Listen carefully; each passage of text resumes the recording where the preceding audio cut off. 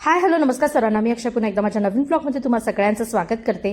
आणि आज आहे सॅटर्डे, 11:30 वाजलेले आहेत. आणि आज सकाळी मला ऑर्डर होती चिकन हाफ केजीची, तर तीच मी आता डिलिव्हर्ड करायला चाललेली आहे. आणि आजच्या ऑर्डरचा मी काही व्हिडिओ केला नाही, पण माझ्याकडे एक फोटो आहे, तो नक्की शेअर करते. जस्ट मी ऑर्डर डिलिव्हर्ड करून इथेच थांबलेली आहे, कारण मंदार आणि आर्विक मागून येत आहेत. आम्ही निघालेलो आहोत अबुधाबी टेम्पल आणि दुबई मॉलला. आणि आम्ही कोणासोबत जातोय ते सांगते. तर मंदारचा मित्र आहे जे इथेच राहतात, आणि जस्ट भारतातून त्यांची आई आलेली आहे, आणि आईला तर सगळं फिरवणारच, तर मग त्यांच्यासोबत आज आम्ही सुद्धा निघालेलो आहोत.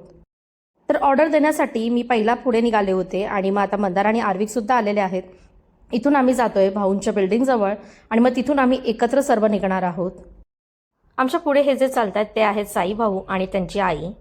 आणि आम्ही पोहोचलेलो आहोत अबुधाबी टेम्पलला. गाडीमध्ये मी काही शूट केलं नाही. शिवाय आज आहे सॅटर्डे, विकेंडमुळे ना टेम्पलला बरीच गर्दी आहे. जिथून आता आम्ही चालतोय ना तिथून एंट्री आहे मंदिराकडे जाण्याची. आणि इथेच राईट साईडला रूम आहे जिथे तुम्ही तुमच्या चपला काढून हँडवॉश करू शकता. आणि तिथून अपोजिट साईडला वॉशरूम आहे. तर आम्ही तिथे जस्ट फ्रेश होण्यासाठी आलो होतो, आणि इथून आता आम्ही जातोय वरती मंदिराकडे. हे आहे अबुधाबीतलं हिंदू टेम्पल, म्हणजेच बॅब्स मंदिर, जिथे मी याआधी येऊन गेलेली आहे, आणि यावरती मी स्पेशल ब्लॉग केलेला आहे.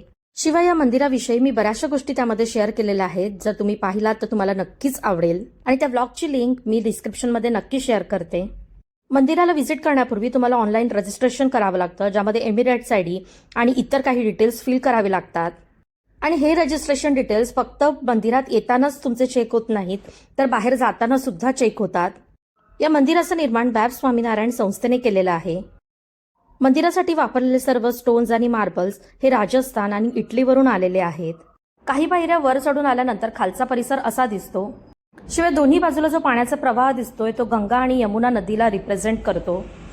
हे मंदिर उंचावरून पाहिले असता आपल्याला एकूण 7 शिखर दिसतात, जे रिप्रेझेंट करतं UAE मधल्या 7 एमिरेट्सला. मंदिराच्या गाभाऱ्यात फिल्मिंग करणं अलाउड नाहीये, परंतु मंदिरात प्रवेश केल्या सर्वात पहिल्यांदा आपल्याला दर्शन होतात ते गणपती बाप्पा, शंकर पार्वती, स्वामीनारायण आणि इतर बरेच देव. आणि मंदिराचा प्रत्येक खांब हा अगदी सुबक कोरीव काम केलेला आहे. मंदिराच्या बाहेरच नाही तर आतले जे खांब आहेत ना, त्या सगळ्यांवरती वेगवेगळ्या देवतांच्या जीवनशैलीचे शिल्प आपल्याला कोरलेले दिसतात. आणि मंदिराच्या आजूबाजूचा हा सर्व जो दिसणारा परिसर आहे, इथे आपले वेगवेगळे हिंदूंचे उत्सव साजरे केले जातात. अगदी जवळून मी तुम्हाला दाखवते की प्रत्येक शिल्प इतकं युनिक आहे ना, की म्हणजे प्रत्येक आकृती ही वेगवेगळ्या प्रकारे कोरलेली आहे. डोळ्यांना दिसणारी ही सुबकता त्यामध्ये तितकंच वैशिष्ट्य सुद्धा लपलेलं आहे. कारण या मंदिराच्या प्रत्येक बांधणीमागे, रचनेमागे काही ना काही कारण आहे. अबुधाबीच्या जमिनीवरती इतकं भव्य आणि सुंदर हिंदूंचं मंदिर उभं राहणं ही प्रत्येक हिंदूसाठी गर्वाची आणि अभिमानाची गोष्ट आहे, जे खरंच खूप कठीण होतं. पण श्री नरेंद्र मोदीजींमुळे ते साध्य तर झालंच, आणि मंदिराचं इनॉग्रेशन सुद्धा त्यांनीच केलेलं आहे, हे आपल्या सर्वांनाच माहिती आहे. मंदिरात येण्यापूर्वी काही नियम आहेत, ते आपल्याला पाळलेच पाहिजे, जेणेकरून मंदिराचं पावित्र्य जपलं जाईल. मंदिरात दररोज दर्शनासाठी येणाऱ्या लोकांची गर्दी ही दिवसेंदिवस वाढत चाललेली आहे. आणि हे सर्व मॅनेज करण्यासाठी जो इतर परिसर आहे त्यामध्ये आणखी बरीच कामं चालू आहेत. खाली वापरलेल्या या टाईल्सवरून आपण किती कडक उन्हात चाललो तरी आपल्याला पायांना त्रास होणार नाही. यावेळी संपूर्ण मंदिराला प्रदक्षिणा सुद्धा घालता आली, कारण गेल्या वेळी आलो होतो तेव्हा काम सुरू होतं.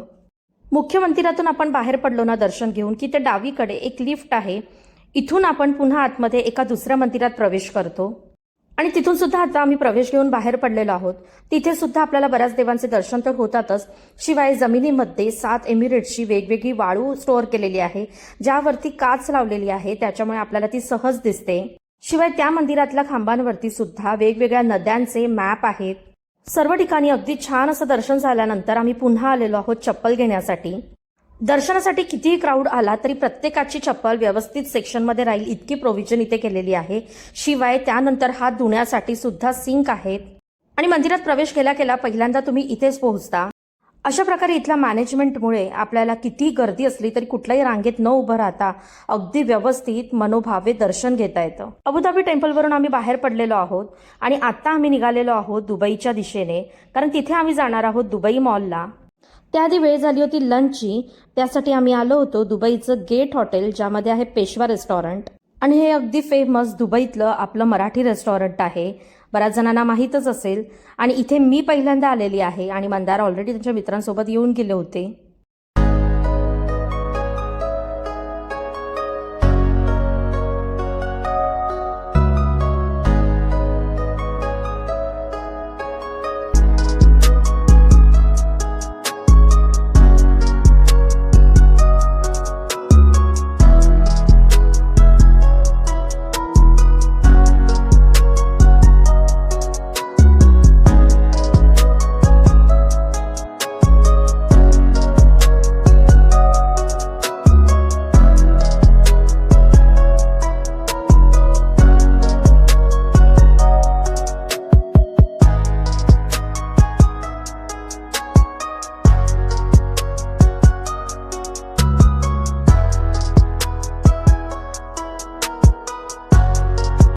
जस्ट आम्ही जेवून बाहेर पडलेलो आहोत आणि यांना जेवताना माझा व्हिडिओ करायचा राहूनच गेला की आम्ही काय ऑर्डर केलेलं आहे. तर आम्ही दोघांनी नॉनव्हेज थाली ऑर्डर केली होती आणि रिव्ह्यू जर मला विचाराल तर टेस्ट ओके होती. जे माझं ओपिनियन आहे ते मी इथे शेअर केलेलं आहे. आणि इथून आता आम्ही निघतोय दुबई मॉलसाठी.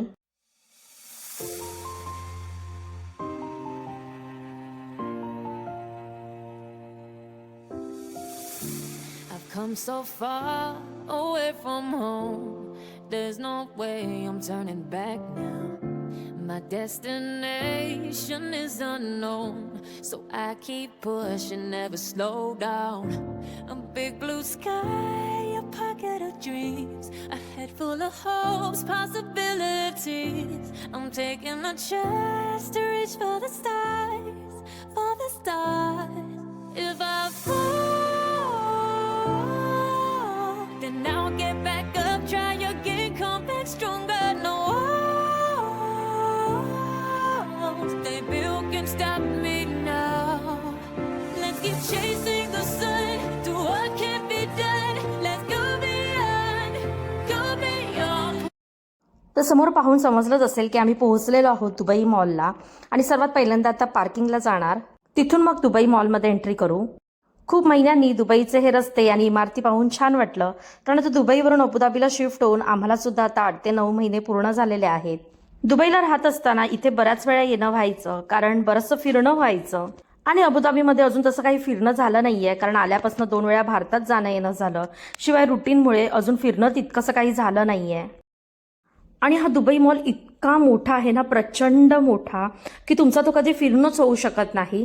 आणि दुसरी गोष्ट, जितक्यांदा तुम्ही याल ना, प्रत्येक वेळी तुम्हाला हे इथलं डेकोरेशन हे वेगळंच दिसेल. या मॉलमध्ये तुम्हाला जास्तीत जास्त अरेबिक लोक तर दिसतीलच, त्याशिवाय आपली इंडियन सेलिब्रिटीज सुद्धा. याआधी आम्ही 2दा आलो होतो, त्यावेळी एकदा आम्हाला मधुर भांडारकर दिसले होते, तर एकदा रोहित शर्मा. दुबई मॉलला ज्यावेळी तुम्ही येता त्यावेळी बुर्ज खलिफा पाहिल्याशिवाय काही जात नाही. आणि दुसरं आहे ते म्हणजे दुबई मॉलमधलं ॲक्वेरियम. आणि आता मी तुम्हाला जिथून दाखवते ते ॲक्वेरियम बाहेरून असं दिसतं, पण तिकीट घेऊन तुम्ही हे संपूर्ण ॲक्वेरियम नक्कीच एक्सप्लोअर करू शकता. आज आम्ही बाहेरून पाहतोय, कारण संपूर्ण ॲक्वेरियम ऑलरेडी आम्ही एक्सप्लोअर करून झालेला आहे. शिवाय अंडर वॉटर झू आणि इव्हन आम्ही ग्लास बोटचा सुद्धा एक्सपिरियन्स घेतलेला आहे. आणि या संपूर्ण aquarium, under water zoo, glass बोटचा एक्सपिरियन्स मी व्लॉगच्या थ्रू ऑलरेडी शेअर केलेला आहे. तर त्या व्लॉगला सुद्धा नक्की व्हिजिट करा. मी त्याची लिंक डिस्क्रिप्शनमध्ये नक्की शेअर करेन. ॲक्वेरियम कर्व शेपमध्ये असल्यामुळे डोक्यावरून भल्ले मोठे मोठे मासे जातात, अगदी शार्क पासून इतर सर्व. त्यामुळे ते बघायला अगदी भारीच वाटतं. वरती हे जे काचेचं दिसतंय ना, तर सर्वात शेवटी आपल्याला माशांना फीड करण्यासाठी त्यांचा खाऊ देतात, त्यामुळे तिथे मासे सर्व ना एकत्र येतात. त्याशिवाय अंडर वॉटर झू हे एक वेगळं सेक्शन आहे, जिथे वेगवेगळे मासे तर आहेतच, शिवाय मस्त ब्रिज आणि आतलं सर्व काम खूप सुंदर केलेलं आहे. आणि आम्ही ग्लास बोटमध्ये सुद्धा बसलो होतो, ज्याच्यासाठी आपल्याला एक्स्ट्रा पे करावे लागतात. तर ग्लास म्हणजेच काचेची पूर्ण बोट असते आणि खालून पास होणारे मोठमोठे मासे आपल्याला त्यातून दिसतात. आणि इथली एंट्री तिकीट ही तुम्ही कोणत्या सीझनमध्ये येताय त्यावर डिपेंड आहे. आम्ही आलो होतो त्यावेळी खूप जास्त होती, म्हणजे पर पर्सन 300 AED आणि आमच्या तिघांचे मिळून 900 AED, म्हणजेच 20,000 आपले इंडियन रुपीजमध्ये. समोर हे आहेत ॲक्वारिस्ट, जे वेळोवेळी ॲक्वेरियममध्ये उतरून संपूर्ण मेंटेनन्सचं काम करतात. या ॲक्वेरियममधले जर कोणतेही मासे आजारी असतील तर त्यांना वेगळ्या सेक्शनमध्ये बरं होईपर्यंत ठेवलं जातं. शिवाय एवढे सर्व शार्क या इतर माशांसोबत राहू शकतात, कारण त्यांना वेळोवेळी खायला दिलं जातं, जेणेकरून त्यांना भूक लागणार नाही आणि ते इतर कोणत्याही माशांना खाणार नाहीत. यामध्ये मी एक सजेस्ट करेन, जर कधी फिरायला आलात ना तर नक्कीच ॲक्वेरियम आणि अंडर वॉटर झूचा तुम्ही एक्सपिरियन्स घ्या. पण ग्लास बोटसाठी काही एक्स्ट्रा पे करू नका, कारण खूप जास्त काही वर्थ नाही आहे. तिथून आम्ही आलेलो आहोत वरच्या फ्लोअरला आणि हे आहे फ्लाईटचं सिम्युलेटर. तुम्हाला जर पाहिजे असेल तर तुम्ही स्वतः फ्लाईट चालवण्याचा एक्सपिरियन्स करू शकता. ॲक्वेरियमच्या अगदी वरती ना ही भल्ली मोठी स्क्रीन आहे. आणि ऑफकोर्स मॉलमध्ये आहोत म्हटल्यावरती शॉपिंग तर होणारच. तर आमच्या दोघांसाठी मला काही तितकं खास वाटलं नाही, पण आर्विकसाठी मी काही टी-शर्ट्स घेतले. आणि आता वाजलेले आहेत संध्याकाळचे 7. फाउंटन शो बघण्यासाठी आम्ही थांबलो होतो. खूप दिवसानंतर पुन्हा एकदा फाउंटन शो बघणार आहे.